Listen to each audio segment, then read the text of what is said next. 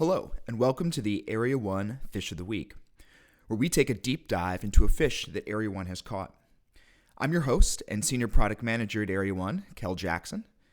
And to give you a quick recap from last week, if you didn't see the installment and the video from then, we covered the Bitcoin ransomware scareware Phish, which we covered in a little bit more detail last week. If you haven't had a chance to take a look at it, I definitely recommend it. You know, since that we did that broadcast, we've seen an actual explosion in the sheer volume of emails that are coming through to different organizations. And so if you haven't already seen it or users haven't already reported to you, there's a good chance it's out there. So definitely take a look at that one, and hopefully you're protected against that particular one, which just based on the volume tells us it's probably pretty effective out there. Awesome. Well, this week we're going to turn to a new fish. So without any further delay, let's jump right in. So this week we're going to take a look at an IRS Phish. So here's the fish now, and we'll, as we normally do, pretend like we're the user and imagine we see what they see. So we see here an email that looks like it's coming from the IRS. It uses something IRS verification non-filing letter, just enough confusing enough language to sound like it might be legitimate. Then we see a logo from the IRS and basically a link here to be able to see some document that's going to obviously imply that it's going to let us know something that has to do with with our tax filings or something along those lines. So really this whole Phish is set up to get the user to be able to click that link, build up just enough credibility from, listing a phone number there in the email, a contact address, etc., just to be able to get the user to click that link. Interestingly enough, I looked up that phone number and some other similar phone numbers, and they actually are support numbers for banks and other things, not government entities. So they just probably did a Google search for phone numbers and addresses and included that there. Interesting little side bit. But again, the whole point of this is just to get the user to click that link. And if they did, what's going to happen is they're going to get a Excel or a Word document with some obfuscated Visual Basic code in it that's going to basically use an exploit and be able to allow them to set up ransomware, spyware, adware, keyjacking, whatever the particular payload they would like in that instance. There's a variety of different types. But basically just to be able to get the user to download that and then have a compromised account that they can then spread horizontally throughout the organization. Another interesting little tidbit from this one is they everywhere they can, from the from field, the reply to field, they try and insert transcript at treasury.gov as the actual email to make it appear like it's legitimate. Obviously, it's a spoof and not really coming from treasury.gov, but instead from a series of generated domains. But it's enough to try and fool the different type of email clients, regardless of what that particular phishing target might have, to make it seem like if they did a little quick inspection that it might show up with treasury.gov and therefore, again, try and lend to that credibility, all to just get the user to click that link. So a pretty straightforward Phish, once we've gone through it. But what's interesting is kind of going through and learning a little bit more about what this tells us about this particular Phish's attack chain. So looking through the steps that the attacker goes through to be able to use this attack, it tells us a lot about this particular attack as well as attacks more generally.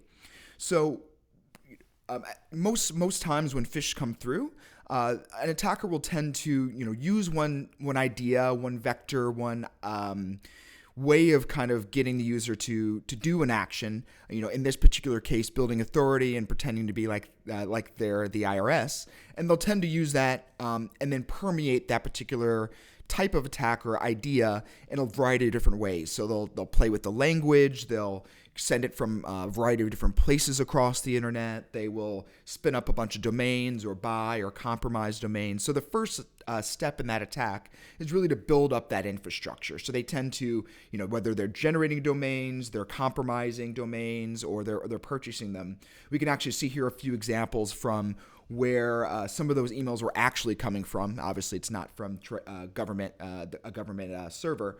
And so, we see a combination of things that look human readable, shieldsdirect.com, to, things that look a lot more like they're just auto-generated, a list of just text and numbers and things like that.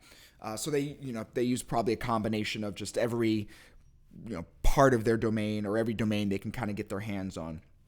Then the next thing they tend to try and do is generate a variety of different types of text from both the subject to the body. So we saw one particular example there before of a subject and a body, but from a couple different other examples of subjects we see here: IRS tax return transcript, record of account transcript. They use a combination of different types of wordings, some sounding more technical than others, but all just trying to get the user to first open the email and then read through and make the click. We see some variants in the body. They try and use specific dates using today's date, or call up particular code within the IRS tax code, all to again seem technical enough to just get the user to maybe be interested or believe that this could be legitimate and ultimately click the link. And the actual links themselves are hosted in a variety of different places for the actual payload of those malicious files are hosted all over the internet, all in different domains and places. And oftentimes they even attach the actual payload within the email itself. They try that, as well as trying a link based on, knowing that sometimes attachments are stripped, sometimes they're not, sometimes links are inspected, sometimes they're not. So again, they're just trying out every different variant, many different permutations in order to see what's going to work and what's going to slip by defenses and get to actual user inboxes. So kind of talking about how these different, understanding this kill chain and how it works is really helpful in understanding how Area 1 fits itself within there and is able to use that information and use that knowledge against the attackers to be able to actually prevent the attack from ever reaching the inbox and prevent it from ever showing up in the inbox so that a user could click on it. So first, on that first step, as they compromise and generate domains, Area 1 is proactively crawling the internet to be able to detect these. So in this particular attack campaign, we saw this. It's been so far about a 2-day campaign. And as recently as 2 days, or as late as 2 days before that, we had seen in this particular phish, the example from the previous slide, we had already seen that domain come online, and we had identified it as related to a attack infrastructure. So there's a variety of things we can look for once we've scanned a domain to be able to make that determination from, has it been used previously in other campaigns, how long it's been on the internet, what's hosted within there, et cetera, and in a variety of ways to be able to make that determination. But that gives us our first clue before even an email is sent that something's happening there, and we need to pay attention if we ever see an email coming from that domain. Next, once those emails start going out, we can use content analysis. So we can know that, things like having IRS tax return transcript in the subject could be a good indication that, something's happening here, especially since we know that, and we have samples that IRS may not be sending out emails like this.